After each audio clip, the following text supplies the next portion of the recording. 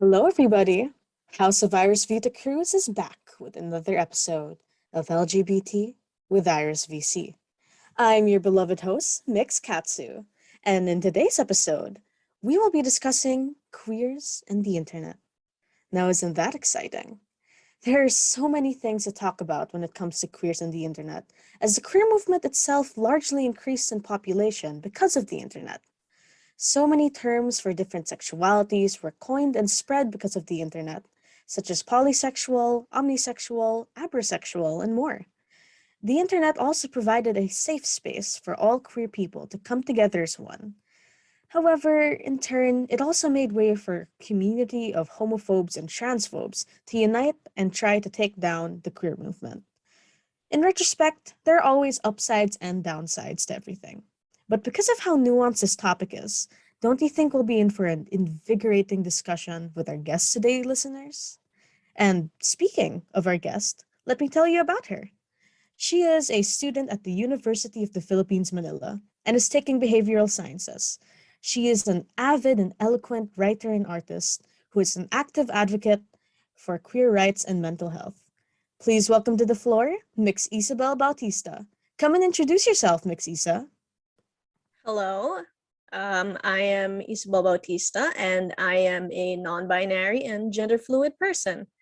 I am also sapphic and trixic and abrosexual. And what can I say about myself? I am very interested in zoology, psychology, art, and writing. And that's about it for me. Thank you for that wonderful introduction, Mix Isa. We'll be here to ask you some questions about the positive and negative effects of the internet on queer culture and seek your insights. Now, let's get to the question and answer portion. Are you guys ready? I sure hope you are. Here we go. For the first question, how much has the internet/slash social media influenced your current soji? And how much do you think it affects other people around your age? So, I discovered the wide spectrum of sexualities and genders and modes of expression online. I would never have known the knowledge about myself and others I do today if I didn't have the net. In society, you're more likely to be surrounded by cis heteronormativity, as this is the established default for most people you will meet and know. It becomes ingrained in you. The thing about the internet is that specific groups of people that share the same experiences can gather and pool their resources and become a community. From here springs a digital culture that eventually gets adapted into reality. People will find these communities and thus find themselves, identify with what they see, and find out who they are. Yeah, I agree with you there because my own experience with my gender identity, I never considered being trans until the pandemic hit. And that was when I was able to expose myself to a lot of media that involved non-binary people and trans people, such as like Sense8 and Steven Universe and other media. And it started to make me think about whether or not I was really a girl or if I could be something beyond that. And yeah, I think that the internet like really influences your soji because it introduces you to a different culture entirely from like Philippine culture. So now for the second question, with the influx of people coming out during the pandemic due to an increased exposure to the internet and social media, do you think they may change their mind in the future once their use of social media and such will be lessened? The thing about sexuality and gender is that they are not just fads or trends. They are something inherent to the person we are. It may change over time as we discover more about ourselves or realize that the way we've seen ourselves isn't the most accurate version. Even if the labels in you even if the labels we use change, this doesn't devalue or invalidate whatever you identify at a particular point in time because we all change and grow as people. and our identity evolves. The internet is just a medium for people to discover themselves, and your inner self will not be radically changed by time in the way that trends and fads do. Yeah, that's a very beautiful answer. Thank you very much. And I have to, agree again with you there.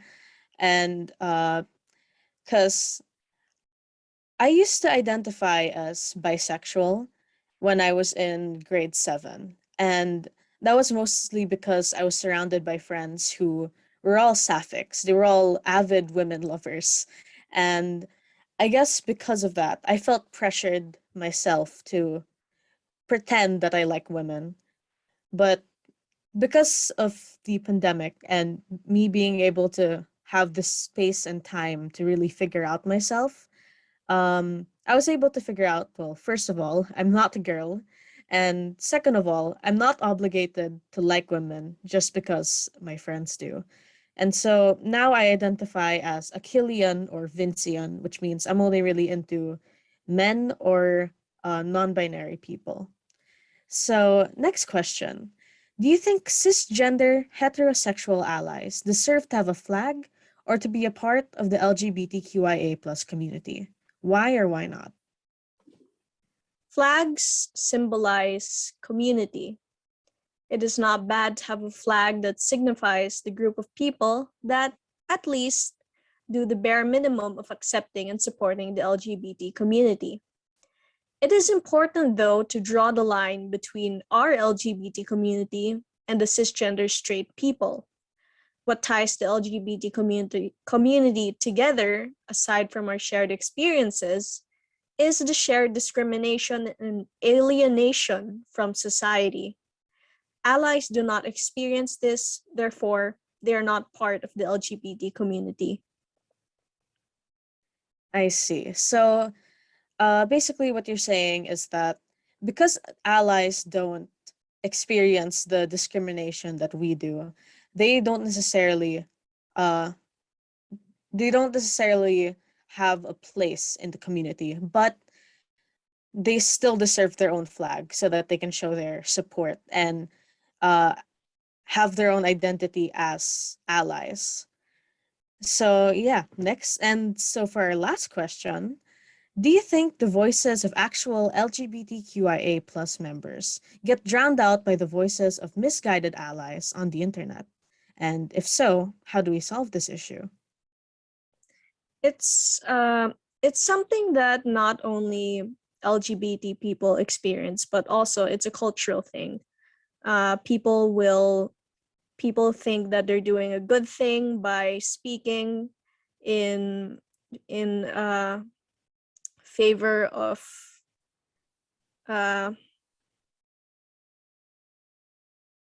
in favor of people. Can we do this again? Yeah, it's okay. You can you restart. you uh, you asked the wrong question. Oh, I did? Yeah, it's the other one. Do we just cut it? Oh, yeah, we can cut it. It's okay. Oh, okay. So next, the other question. Yeah, sorry. Why do you think, what do you think? Okay, okay. Take two. What do you think about the fights within the LGBTQIA plus community about what is and what isn't queer? And how can these fights be resolved? It's important that we become aware of the latest controversies and the different sides of the argument to create the best understanding and solution to the situation. We need to take account our history, the history we're making, and the communities being affected. There will be conflict within any community, and not everyone will agree with each other. But with proper communication, they'll be able to coexist and make compromise.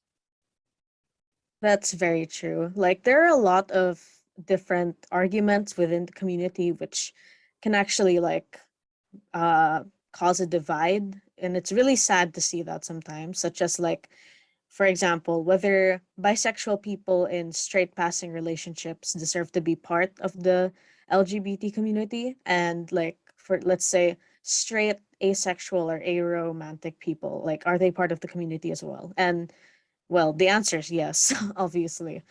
because they still experience the same discrimination that we do. In fact, uh, if anything, the people who argue against their place in the community are the ones discriminating them, which is really sad. But that is all the time we have for today. And I'd like to thank you for your time spent with us, Mix Isa. And I'm sure our listeners learned a lot from your intricate answers. And thank you so much for listening to our podcast. And make sure to look out for our final episode of LGBT with Iris VC. Goodbye and have a great day.